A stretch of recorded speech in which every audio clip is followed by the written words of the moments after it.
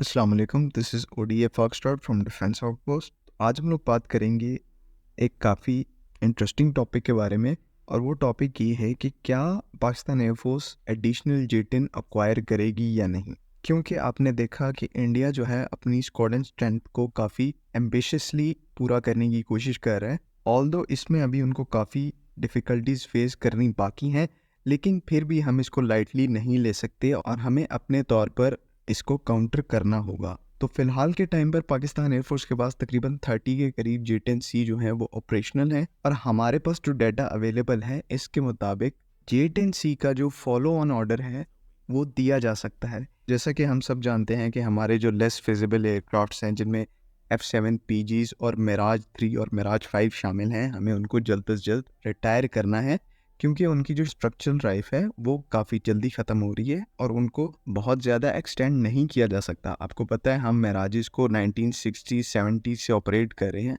मसला ये है कि टाइम के साथ साथ ये चीज़ें अपनी इफ़ेक्टिवनेस खो रही हैं। अब जैसा कि आप जानते हैं, ना ही F7 PG BVR फायर कर सकता है BVR मिसाइल्स को, और ना ही मिराज 3 और मिराज 5 इन मिसाइल्स को फायर कर सकते हैं। तो इस वजह से इनको जो रिटायर करना है वो हमारी नेसेसिटी बन चुकी है, और ऑब्वियसली इनको रिटायर करने में काफ़ी इफ़ेक्टिव स्टेप्स उठाए जा रहे हैं। रिसेंटली खबर आई कि ये Pakistan air force L-15 advance trainer jet को, जो कि लिफ्ट कैटेगरी का एयरक्राफ्ट है, उसको एक्वायर करने वाली है। तो ये काफ़ी अच्छी न्यूज़ है, because L-15 is a very capable platform, और रिपोर्टेडली ये जो एयरक्राफ्ट है ये BVR मिसाइल्स कैरी कर सकता है, जो कि प्रॉबेबली SD-10 होगी।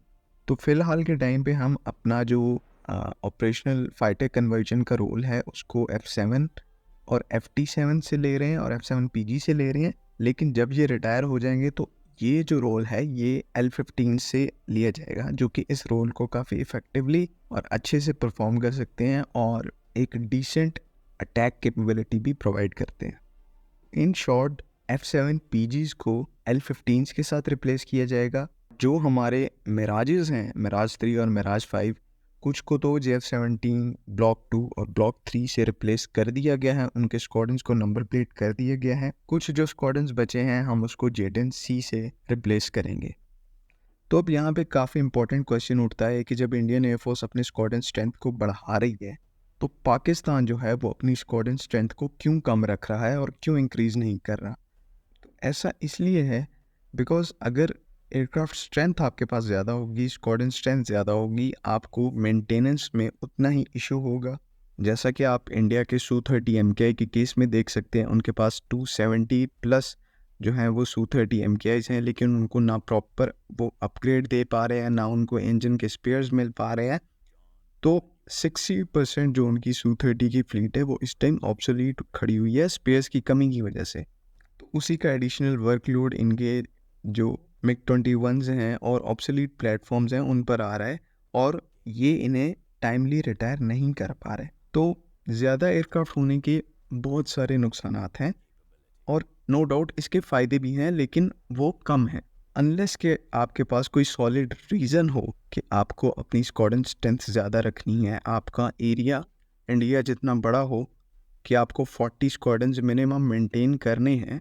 लेकिन पाकिस्तान के केस में ऐसा नहीं है। स्ट्रेटिजिकली भी देखें तो हमारे पास हमारे एलाइज मौजूद है, जो कि इस रीजन के अंदर जो मिलिट्री पावर का बैलेंस है उसको मेंटेन करने में हमारी हेल्प करते हैं। मिसाल के तौर पर चाइना है। अब इंडिया को अपनी जो मिलिट्री स्ट्रेटजी है या मिलिट्री पोजीशनिंग है वो सिर्फ हमें देख के नहीं करनी, उनको चाइना को भी मद्देनज़र रखना है।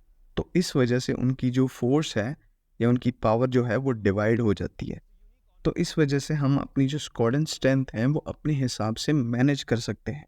यहाँ पर ये एक पॉइंट भी है कि हमारे जो स्क्वाड्रन्स हैं जिनमें आने वाले वक्त में J-10C होंगे, JF-17 ब्लॉक 3 होंगे, L-15 होंगे और आने वाले 5th जनरेशन एयरक्राफ्ट्स होंगे।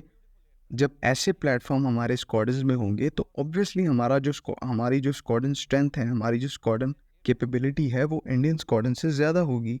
तो हमारे स्क्वाड्रन्स कम भी होंगे तो वो इफ़ेक्टिव उतने ही रहेंगे जितने इंडिया के ज़्यादा स्क्वाड्रन्स होंगे।